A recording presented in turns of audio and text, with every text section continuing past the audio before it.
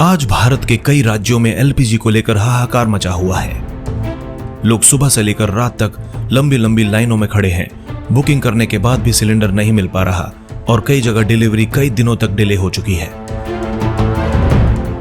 छोटे दुकानदार, चाय वाले, रेस्टोरेंट्स और ढाबे वाले अब अल्टरनेटिव फ्यूल्स पर शिफ्ट होने लगे हैं और कई शहरों में गैस एजेंसीज के बाहर भीड़ को संभालने के लिए पुलिस तक तैनात करनी पड़ी है।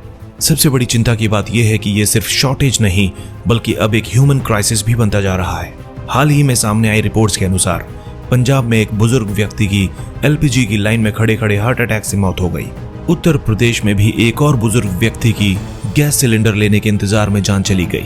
इन घटनाओं ने यह साफ कर दिया कि ये क्राइसिस सिर्फ सप्लाई का नहीं बल्कि लोगों की जिंदगी पर सीधा असर डाल रहा है और अब हालात ऐसे हो चुके हैं कि लोगों में डर, गुस्सा और पैनिक तीनों एक साथ देखने को मिल रहे हैं। लेकिन ये संकट अचानक नहीं आया।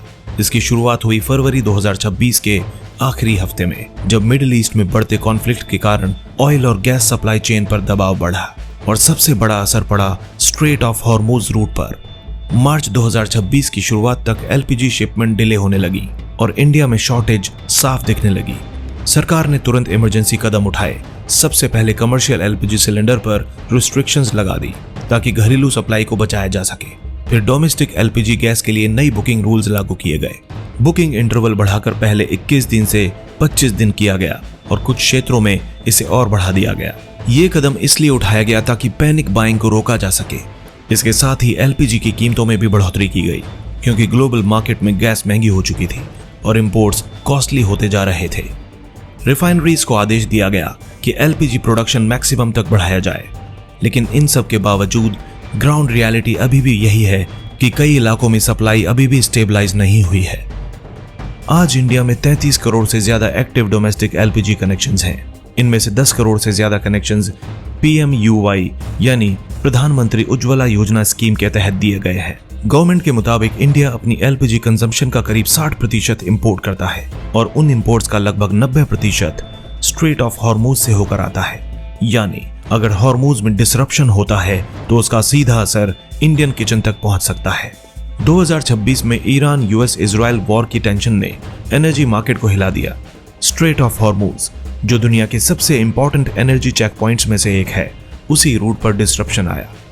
इंडिया के लिए प्रॉब्लम इसलिए बड़ी बनी क्योंकि क्रूड ऑयल के मामले में इंडिया ने पिछले कुछ समय में सप्लायर्स डाइवर्सिफाई किए हैं। गवर्नमेंट के अनुसार अब लगभग 70% क्रूड इंपोर्ट हॉर्मुज के बाहर के रूट से भी आने लगा है।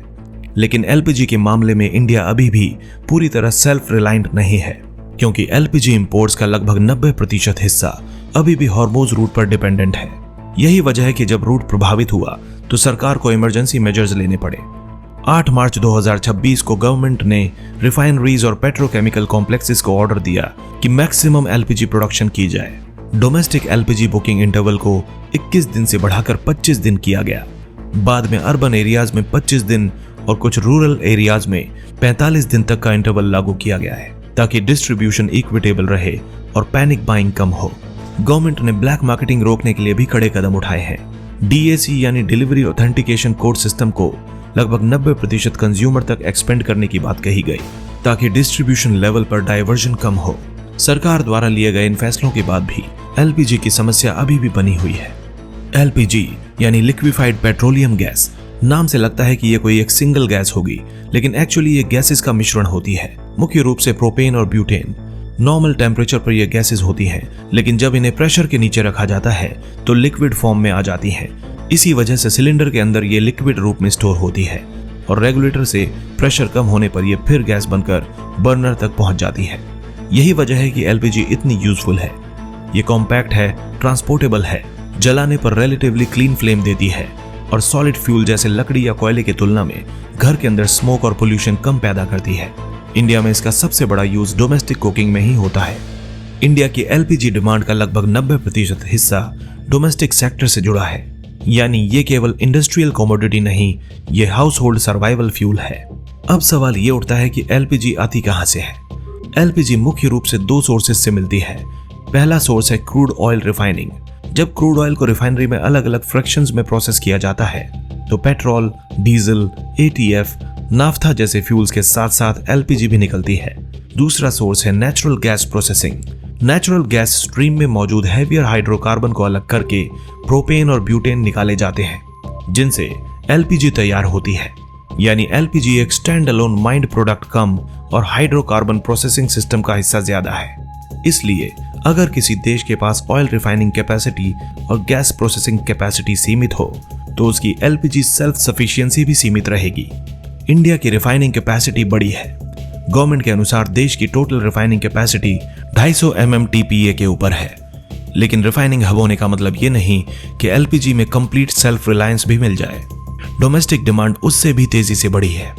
PMUY यानी प्रधानमंत्री उज्ज्वला योजना ने करोड़ों गरीब घरों तक एलपीजी पहुंचाई थी।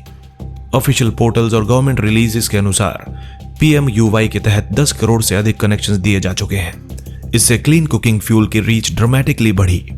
पहले जो फैमिलीज लकड़ी, उपले, कोयला या कैरोसिन पर डिपेंड करती थीं, उनमें से बहुत बड़ी संख्या एलपीजी नेटवर्क में आ गई। ये पब्लिक हेल्थ के लिहाज से अच्छी बात थी। स्पेशली औरतों और बच्चों के लिए इंडोर स्मोक एक्सपोजर कम हुआ। लेकिन इसका दूसरा साइड भी है। कंज्यूमर बेस तेजी से बढ़ गया, जबकि इंपोर्ट डिपेंडेंस भी बनी रही। 2024-25 में इंडिया की एलपीजी कंजम्पशन लगभग 31.3 मिलियन टन रही, जबकि डोमेस्टिक प्रोडक्शन लगभग 12.8 मिलियन टन रही। यानी गैप बहुत बड़ा था और उसी गैप को इंपोर्ट से भरना पड़ा। यही स्ट्रक्चरल गैप 2026 क्राइसिस के दौरान साफ दिखाई दिया। कनेक्शंस तो 33 करोड़ से ऊपर हैं, लेकिन सिस्टम अभी भी लार्ज इंपोर्टेड वॉल्यूम्स पर ही टिका हुआ है। इंडिया एलपीजी के लिए किन किन देशों पर निर्भर है? हिस्टोरिकल इंडिया की एलपीजी इंपोर्ट्स का डोमिनेंट हिस्सा गल्फ से आता है। राउटर्स की रिपोर्ट के अनुसार 2024 में इंडिया के लगभग 20.5 मिलियन टन एलपीजी इंपोर्ट्स में 90% से ज्यादा मिडिल ईस्ट से आया। इनमें मेजर सप्लायर्स रहे Saudi Arabia, UAE, Qatar, Kuwait. Recent reporting में कतर को इंडिया का सबसे बड़ा एलपीजी सप्लायर बताया गया है। हालांकि सप्लायर मिक्स कॉन्ट्रैक्ट टाइमिंग और कार्गो फ्लोज के हिसाब से बदलता रहता है।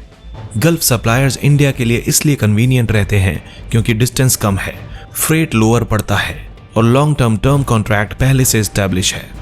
2025 के एंड और 2026 में इंडिया ने डाइवर्सिफिकेशन की दिशा में बड़ा कदम उठाया। राउटर्स के अनुसार इंडिया की स्टेट रिफाइनर्स ने यूएस से लगभग 2 मिलियन मेट्रिक टन एलपीजी खरीदने के लिए लॉन्ग टर्म टेंडर्स निकाले और ये वॉल्यूम इंडिया के लिए एनुअल एलपीजी इंपोर्ट्स का लगभग 10% बैठता है। स्ट्रेट ऑफ हॉर्मुज इतना डेंजरस चेक पॉइंट क्यों बन गया? अब थोड़ी जियोग्राफी समझते हैं। Straight of Hormuz Persian gulf को अरेबियन सी से जोड़ता है। ये रूट नैरो है लेकिन स्ट्रेटेजिक इंपॉर्टेंस में मैसिव है। इसकी चौड़ाई लगभग 33 किलोमीटर है, लेकिन हॉर्मुज के जिस हिस्से से जहाज निकलते हैं उसकी चौड़ाई केवल 3 किलोमीटर है और यही सबसे तनावपूर्ण इलाका है।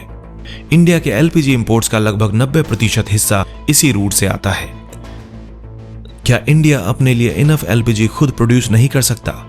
टेक्निकली इंडिया एलपीजी प्रोड्यूस करता है, रिफाइनरीज में भी, गैस प्रोसेसिंग से भी, लेकिन डोमेस्टिक डिमांड इतनी तेजी से बढ़ चुकी है कि प्रोडक्शन उससे पीछे रह जाता है। इंडिया के पास रिकवरेबल क्रूड रिजर्व्स और नेचुरल गैस रिजर्व्स हैं, लेकिन वे उतने बड़े नहीं हैं कि शॉर्ट टर्म में एलपीजी इंपोर्ट डिपेंडेंस को पूरी तरह खत्म कर दें। गवर्नमेंट के अनुसार इंडिया के सीडिमेंट्री बेसिन्स में लगभग 651.8 million metric tonne recoverable crude oil reserve है और 1138.6 billion cubic metres recoverable natural gas reserves हैं।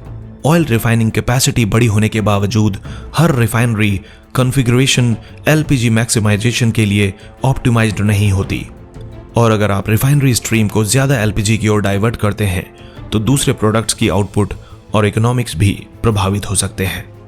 इसलिए शॉर्ट टर्म में पूरा डोमेस्टिक एलपीजी बना लेना एक प्रैक्टिकल सोल्यूशन नहीं है। हाँ, क्राइसिस के समय सरकार टेम्पररी बूस्ट दे सकती है।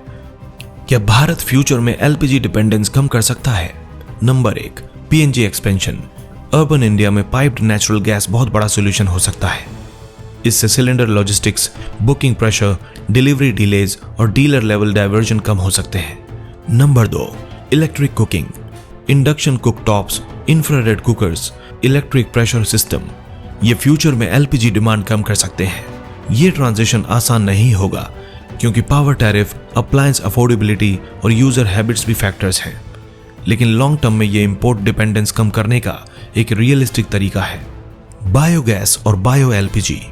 रूरल इंडिया के लिए कंप्रेस्ड बायोगैस, गोबर gas, biomass based clean cooking system काफी बड़ा रोल प्ले कर सकते हैं। अगर लोकल फ्यूल लोकल लेवल पर बने तो इंपोर्टेड एलपीजी प्रेशर कम हो सकता है। Supplier diversification. इंडिया ने यूएस के साथ लॉन्ग टर्म एलपीजी डील्स शुरू करके एक सिग्नल दे दिया है कि फ्यूचर स्ट्रेटजी सिर्फ गल्फ सेंट्रिक नहीं रहेगी। कनाडा, नॉर्वे, अल्जीरिया, रशिया जैसे अल्टरनेट सप्लाई डिस्कशंस भी मार्केट रिपोर्टिंग में सामने आए हैं।